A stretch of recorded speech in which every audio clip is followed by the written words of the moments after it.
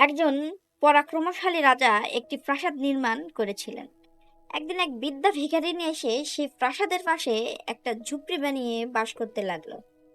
পরে একদিন রাজা প্রাসাদের ছাদে উঠে চারপাশে ঘুরে দেখার সময় ওই ঝুপড়িটি দেখে জিজ্ঞেস করলো, ঝুপড়িটিতে কার? লোকেরা বলল, এক দরিদ্র বৃদ্ধার, সে ওখানে বাস করে। রাজা তৎক্ষণাৎ ঝুপড়িটি ভেঙে ফেলার নির্দেশ দিলেন। বৃদ্ধা তখন বাইরে ভিক্ষা করতে গিয়েছিলেন।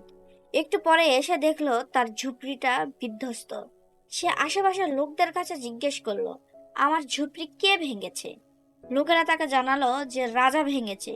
বৃদ্ধা আকাশের দিকে মাথা তুলে বলল, হে আল্লাহ, আমি যখন আমার ঝুপড়িতে ছিলাম না, তখন তুমি কোথায় ছিলে? তুমি কি ওটা রক্ষা করতে পারোনি? এরপর আল্লাহ জিব্রাইলকে ওই রাজার প্রাসাদটি ধ্বংস করার নির্দেশ দিলেন এবং তা সঙ্গে সঙ্গে ধ্বংস করা হলো।